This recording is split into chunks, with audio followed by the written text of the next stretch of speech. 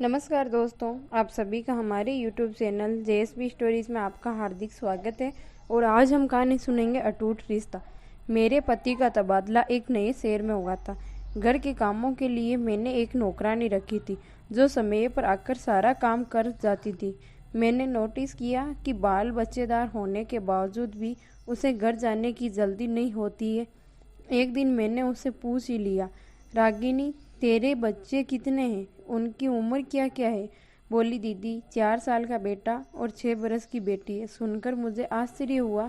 मैंने कहा कि इतने छोटे बच्चों को घर में छोड़कर आती है, तेरा पति संभालता है क्या? सुनकर वो हाँ हाँ करके हंसने लगी। बोली, दीदी, मेरा आदमी तो मिस्त्री का काम करता है। बच्चों को तो मम्मी जी के यहाँ छोड़कर आती हूँ और वापस मैं लौटते वक्त उन्हें घर ले जाती हूँ। मम्मी जी, मैंने आश्चर्य से पूछा कि ये मम्मी जी कौन है? तुम्हारे बच्चों को रखने के लिए कितने पैसे लेती है? दीदी, नाम तो नहीं जानती, सभी उन्हें मम्मी जी ही कहते हैं, लेकिन हमें उन्हें कुछ भी नहीं देना पड़ता है। हंसते हुए बोली तो मेरी उत्सुकता बढ़ती गई। मैंने कुछ और प्रश्न उसे पूछा। उसने जवाब दिया कि लेकिन मैंने संतुष्ट नहीं हुई। एक दिन मैं उसकी मम्मी जी से मिलने चली गई। रंग बिरंगे फूलों से सजे बाग में नन्हे मुन्नों को खेलते देखकर मेरा मन पुलकित हो उठा। रागिनी एक बच्चे की तरफ इशारा करते हुए बोली, वो रहा मेरा बेटा, कहकर वो उधर दौड़ी पड़ी।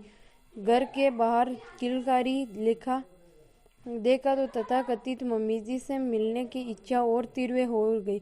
मैंने दरवाजे पर हल्के से दस्तक देते हुए पूछा, कोई है? तो भीतर से ही एक संभ्रांत महिला ने कहा, आती हूँ, कृपया आप बैठ जाइए।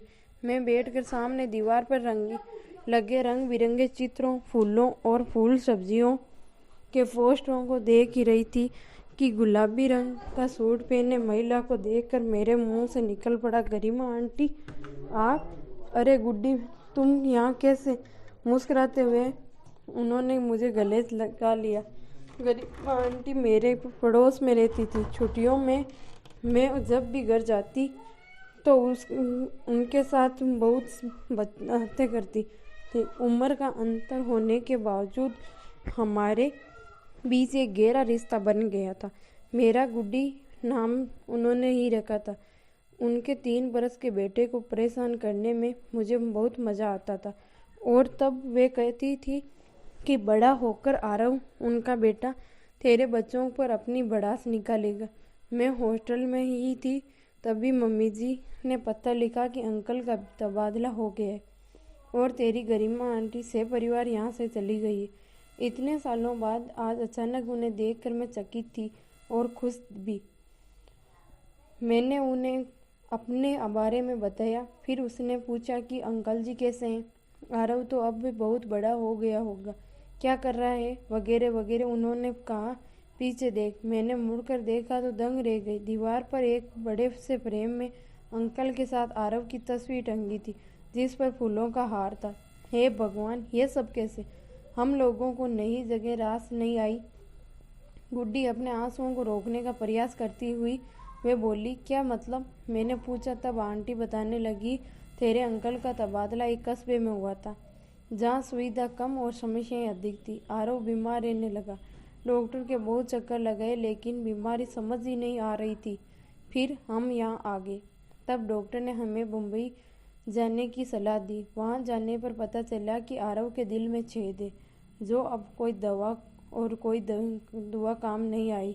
गुड्डी हंसता बोलता आरव छोटी सी उम्र में ही मेरा हाथ छोड़कर चला गया। आंटी फूट फूट कर रोने लगी, जैसे बरसों का गुब्बारा आज निकल रहा हो। मैंने उन्हें पानी पिलाया तो उन्हें अच्छा लगा। फिर बोली, कई महीनों तक हम एक दूसरे को दिलासा देते रहे, लेकिन कब तक? मेरा खालीपन बीमारी का रूप धारण करने लगी। तब हमने एक बच्चा गोद लेने का निश्चय किया और उसी कार्य के लिए घर से निकलते ही थे कि रास्ते में एक महिला को अपनी पीठ पर बच्चे को बांधकर सड़क पर झाड़ू लगाते देखा तो मैं रुक गई। मैंने पूछा कि ऐसे क्यों?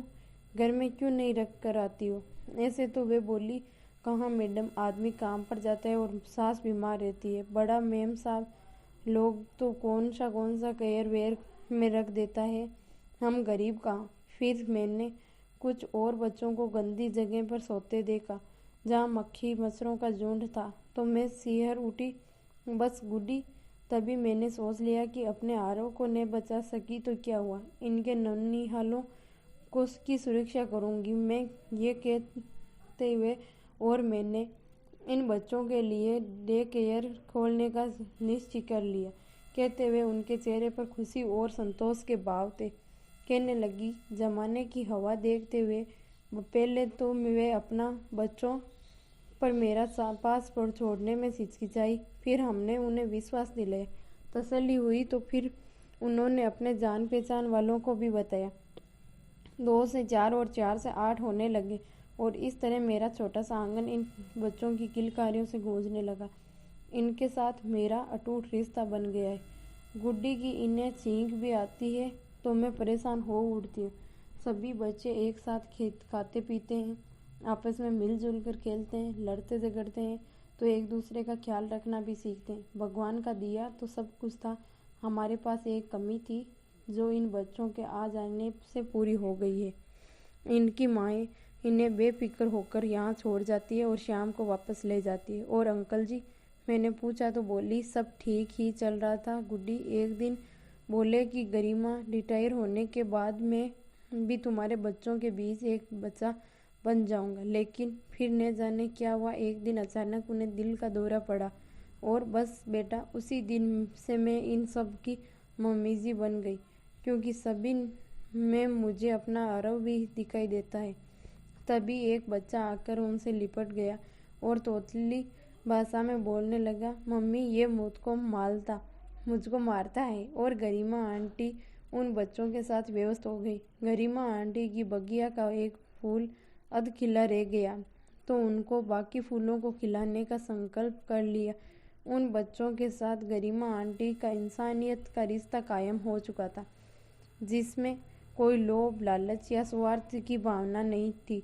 वे बच्चों पर अपना स्नेह और ममता दिल खोल कर लुटाती थी और बच्चे भी उन्हें मम्मी मम्मी कहकर उनके आगे पीछे ऐसे घूमते रहते थे जैसे यशोदा मैया के पीछे कन्हैया।